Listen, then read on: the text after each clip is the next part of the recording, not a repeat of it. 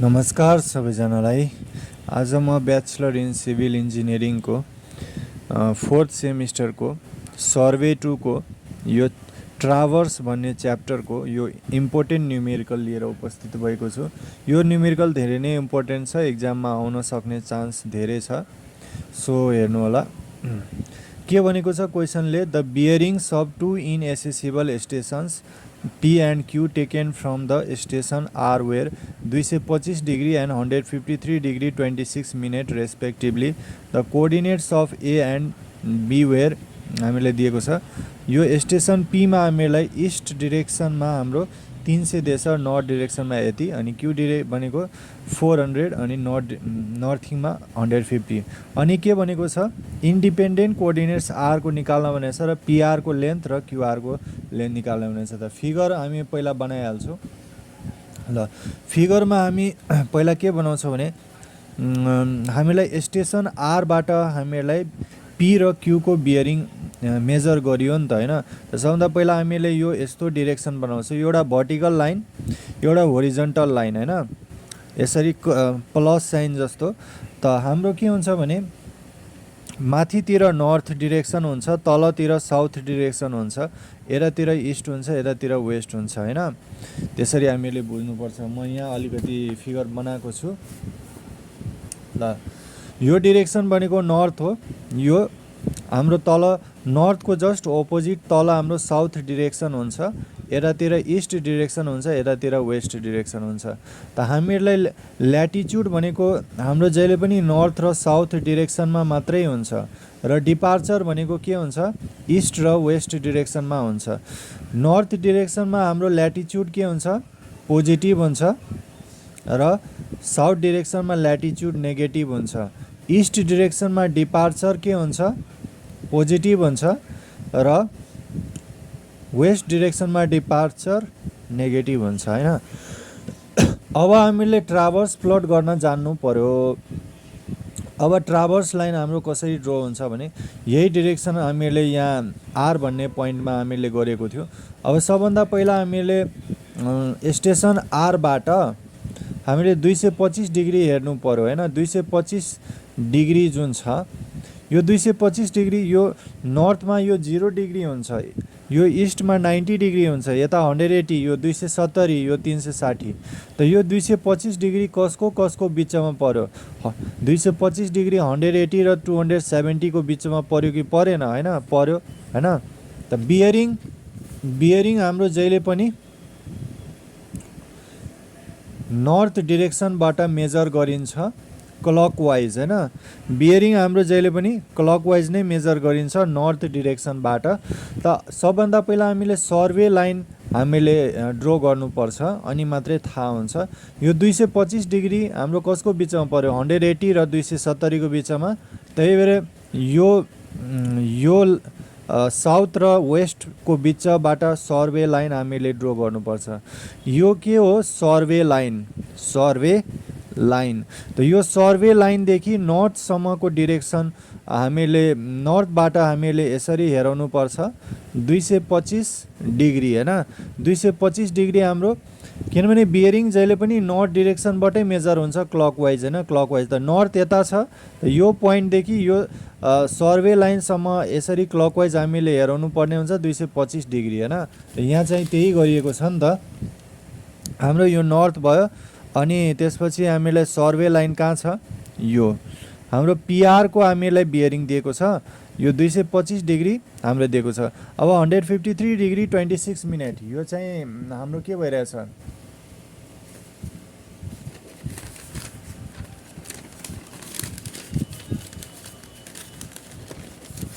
ल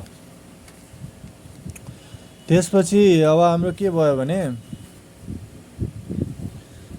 153 डिग्री जुन छ, यो हाम्रो नर्थ र इस्ट र यो वेस्ट, यो 90 डिग्री र 180 डिग्रीको बिचमा पर्यो नि त यो हैन।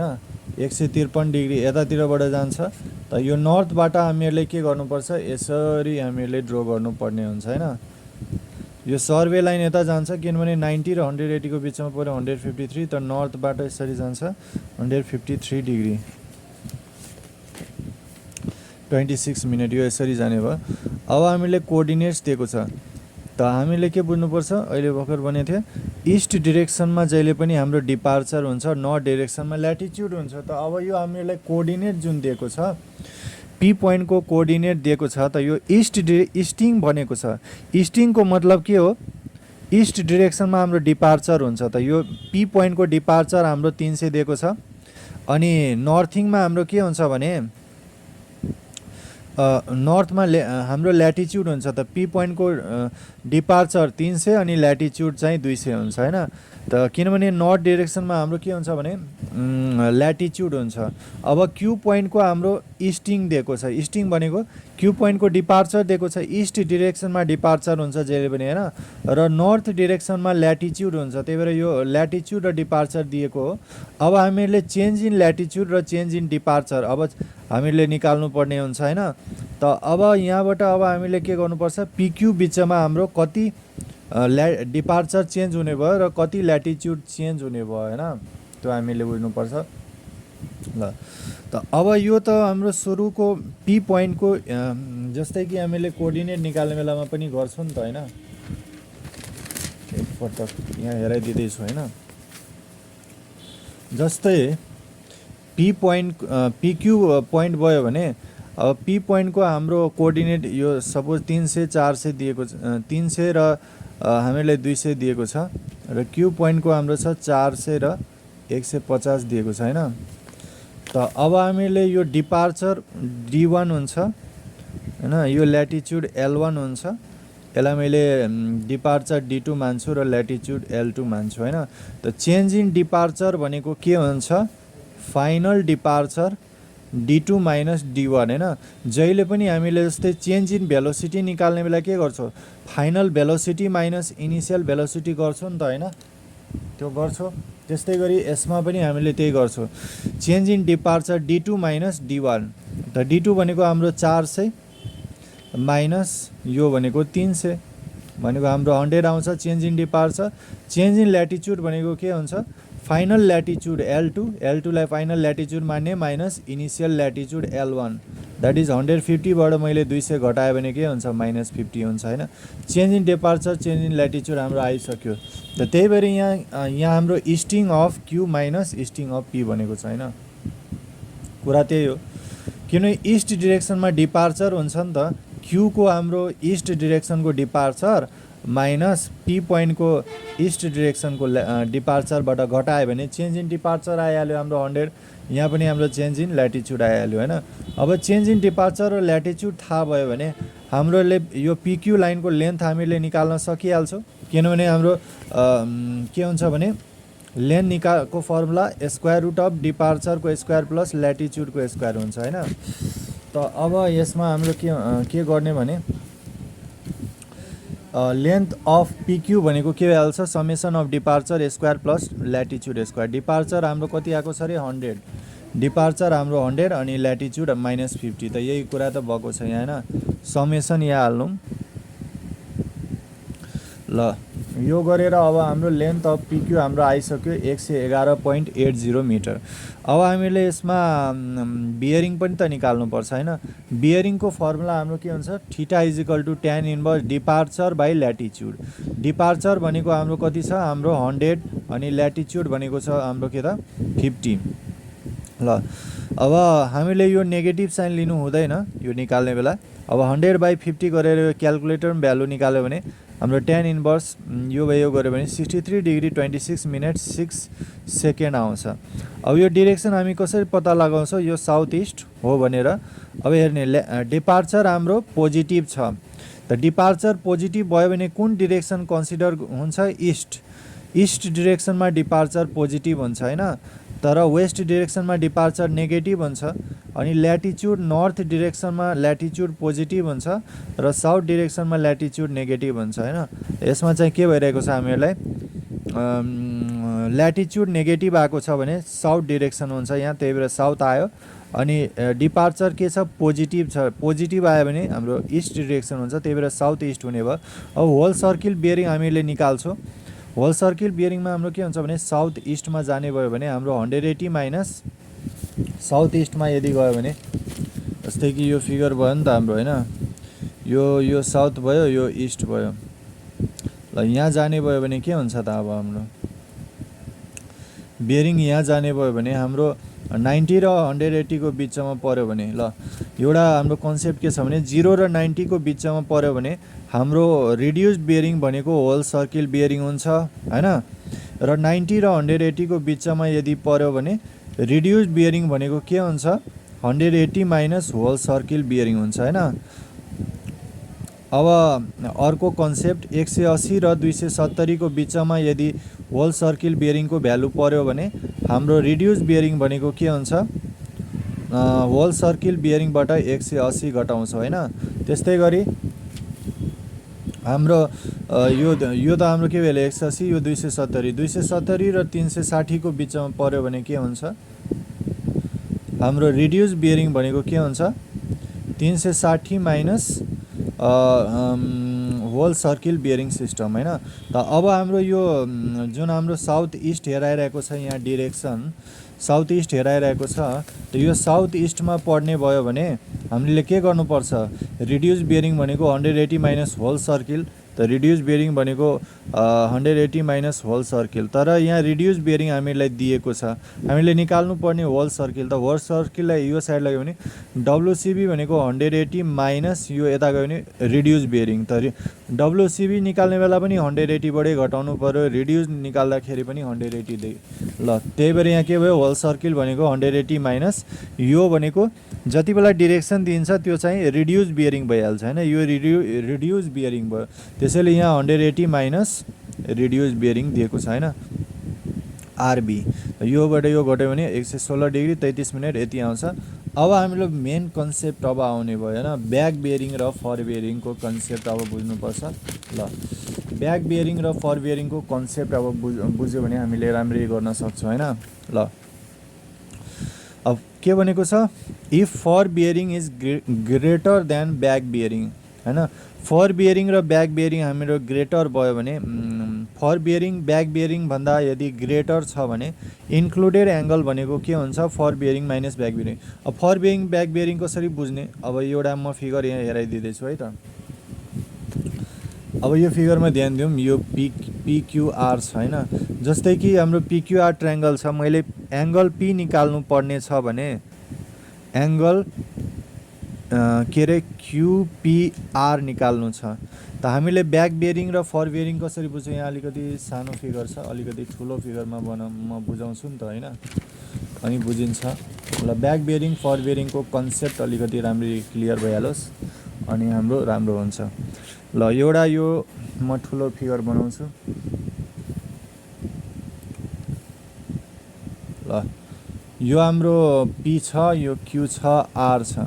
सपोज हामीलाई यो एङ्गल निकाल्नु छ, यो एङ्गल निकाल्नु छ भने के हुन्छ सपोज मैले एङ्गल QPR निकाल्नु छ भने हामीलाई ब्याक बियरिङ र फर बियरिङ कसरी बुझ्ने, हामीले सेन्टरबाट एलिमेन्ट हेर्ने हैन, सेन्टरबाट हेर्ने P।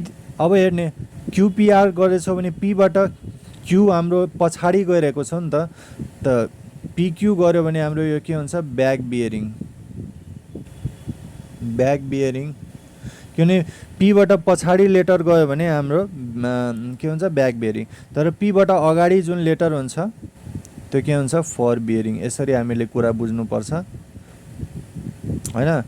यो त हाम्रो P एङ्गल भयो। सपोज मैले यही एङ्गल निकाल्नु पर्ने हो भने एङ्गल PQR निकाल्ने हो भने जहिले पनि हामी सेन्टरबाट लेटरलाई यो सेन्टरमा जुन लेटर हुन्छ नि त्यसलाई अगाडि लेख्नुपर्छ कि जहिले पनि Q। यहाँ सेन्टर P थियो त्यही भएर P अगाडि आयो, त सेन्टरमा Q लेटर छ भने Q लाई अगाडि लेख्ने, अनि Q पछि हेर्ने Q पछि हाम्रो कुन लेटर अगाडि जान्छ front letter or back letter, back letter. यसरी कुरा बुझ्नुपर्छ। त मैले एउटा ट्रिक्स मैले यहीबाट के बनाएँ भने if the letter lies behind centre letter then line is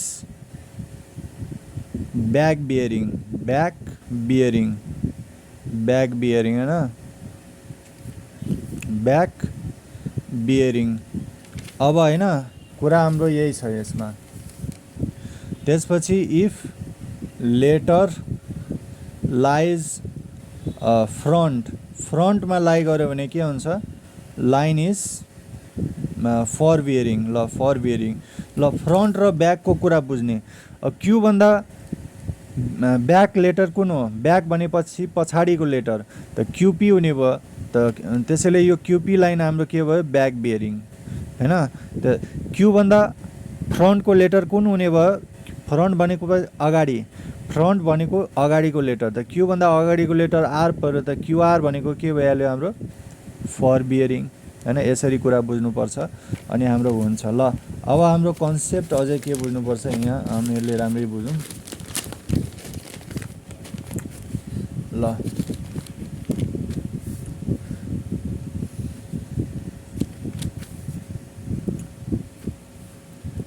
if fore bearing is greater than back bearing भयो भने के हुन्छ, इन्क्लुडेड एङ्गल भनेको fore bearing minus back bearing हैन।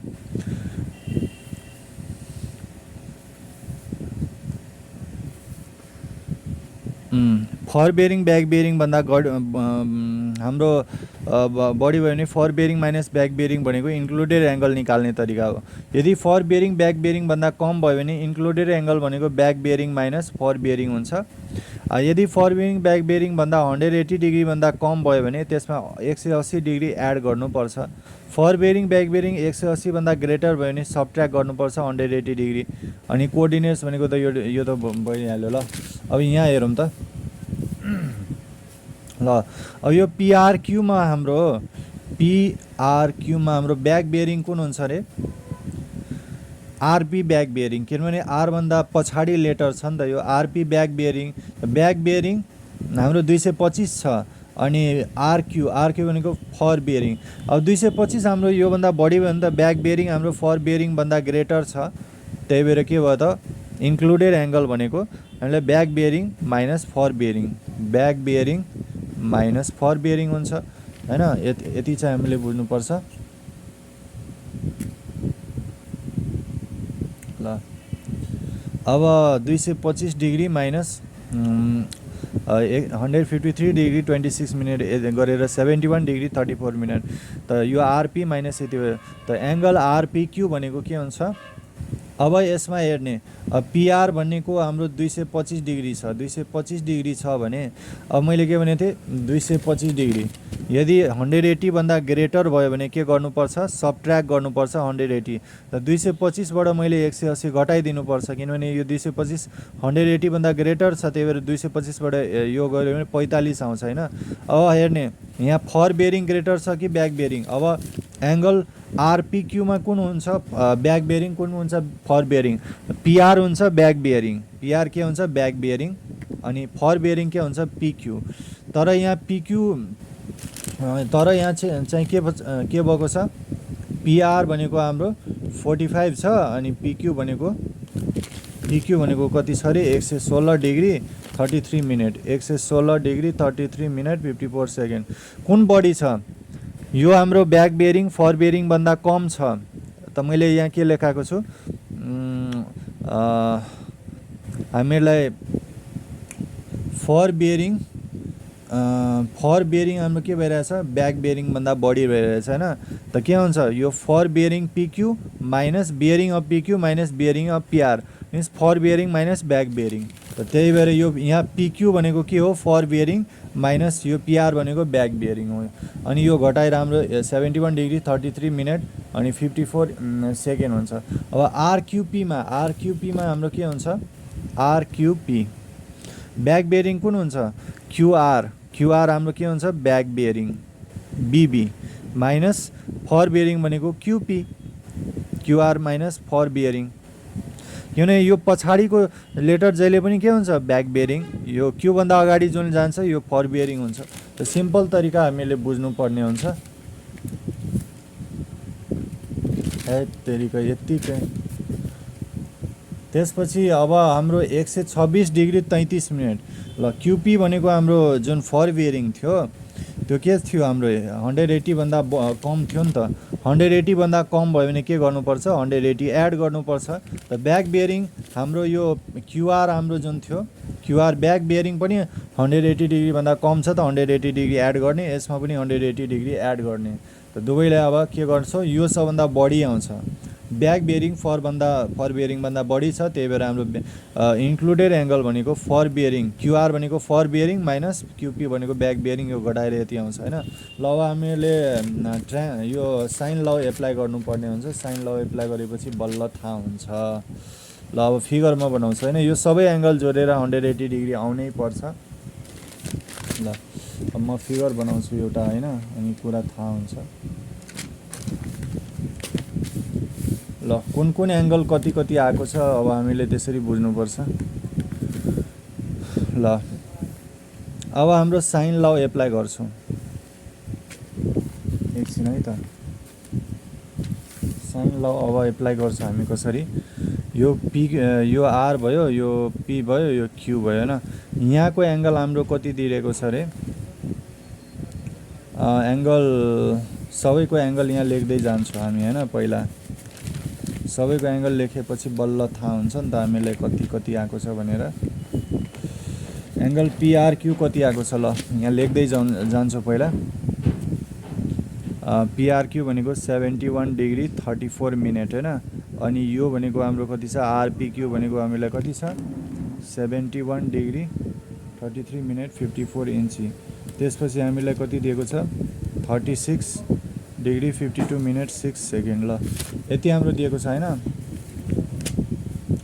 यति हाम्रो दिएको छ भने हामीले के गर्छौँ, अब साइन ल एप्लाई गर्छौँ। साइन ल भनेको के हो, अब हामीले जस्तै कि पिक्यू भन्ने हाम्रो साइड त थाहा भइ नै हालेको छ हामीहरूलाई कति आएको छ अरे। पिक्यू भन्ने साइड हामीले 111.10 होइन, 111.10 111.80 हामीलाई दिएको छ। अब हामीलाई यो पिआर र क्युआर निकाल्नु पर्ने छ होइन। त हामीहरूले पहिला के गर्छौँ, यो साइड पिआर र पिक्यूमा साइन ल एप्लाई गर्छौँ। साइन लले के भनेको छ भने, जस्तै कि हामीले जुन साइड लिन्छौँ नि, जस्तै पिआर साइड लियो भने यसको पिआरको अपोजिट एङ्गल कुन हुने भयो, पिआरको अपोजिट एङ्गल कुन हुने भयो अरे, यो एङ्गलको अपोजिट साइड यो हुने भयो नि त। त्यही भएर यो साइड भनेको के हुन्छ, sine 36 degree 51 minute 6 inch equal to, अब हामीले पिक्यू लिनुपर्छ। आरक्यू लियो भने हुँदैन, किनभने आरक्यू हामीलाई दिएको छैन नि त होइन। यो भनेको के हुन्छ, पिक्यू बाई, अब यो पिक्यू हो भने यो साइडको अपोजिट एङ्गल के भयो, यो भयो होइन, साइन 71 डिग्री 34 इन्ची होइन। यहाँबाट के हुन्छ, पिआर भनेको हामीलाई आइहाल्छ sine 36 degree 51 minute 6 inch by into PQ by sine 71 degree 34 inch. यहाँबाट पिआर आइहाल्छ, पिक्यू हामीलाई थाहा छ नि त 118.80। हामीले यहाँ त्यही गरेको हो कि, यो 118.10 इन्टु साइन यति बाई यति गरेर 70.7 बनाउँछ। सेम तरिकाले साइन ल अब यसमा हामीले एप्लाई गर्छौँ। यो आरक्यूवाला साइडमा आरक्यू र पिक्यू हामीले लिनुपर्ने हुन्छ। ल अब पिक्यू लियो भने हामीले यो आरक्यूको अपोजिट एङ्गल कुन हुने भयो, यो एङ्गलको अपोजिट साइड यो हुने भयो। त त्यही भएर हाम्रो यो एङ्गल जति बेला लिन्छौँ, यो एङ्गल बाई यो साइड बाई यो एङ्गल, त के हुन्छ, RQ by sine 71 degree 33 minute 54 इन्ची भनेको के हुन्छ, बाई पिक्यू बाई यो पिक्यूको यो साइडको अपोजिट एङ्गल यो भयो नि त, यो एङ्गलको अपोजिट साइड यो हो, त यो साइडको अपोजिट एङ्गल यो भयो। त अपोजिट एङ्गल जहिले पनि लिनुपर्छ 71 डिग्री 34 मिनट। यहाँबाट आरक्यू भनेको आइहाल्छ PQ into sign 71 degree 33 minute 54 inch by 71 degree 34 इन्ची यति।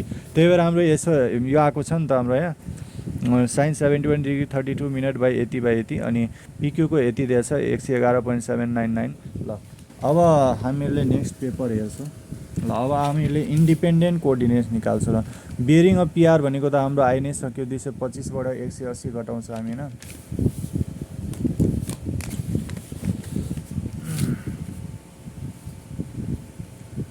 225 डिग्री 180 घटायो भने यति आउँछ। ल्याटिच्युड भनेको के हुन्छ एल कस थीटा।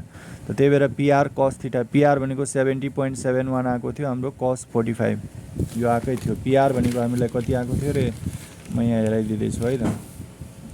पिआर भनेको हामीलाई कति आएको थियो,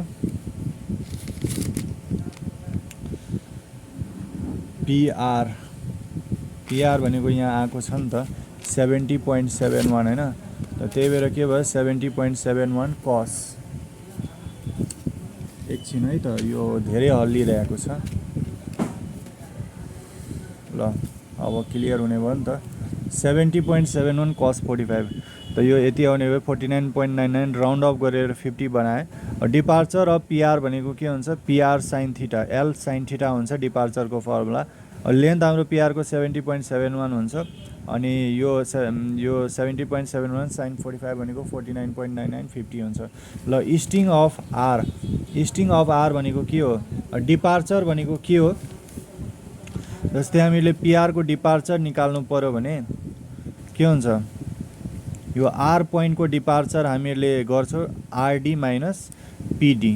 डीलाई मैले डिपार्चर माने त डिपार्चर त जहिले पनि इस्टमा अथवा वेस्टमा हुन्छ नि त। इस्टिङ अफ, त्यही भएर इस्टिङ अफ आर गरेछ माइनस इस्टिङ अफ पी गरेको छ। इस्टिङ अफ पी भनेको के हुन्छ, easting of P plus departure of PR. त 300 + 50 गरेर यति आउँछ 350। नर्थिङ अफ आर भनेको easting of P plus latitude of PR भनेको 200 + 50 250। हस् त साथी, यो भिडियो चाहिँ सक्यो। नेक्स्ट भिडियोमा अर्को टाइपको क्वेसन लिएर उपस्थित हुने नै छु। तबसम्मको लागि गुड बाई, टेक केयर।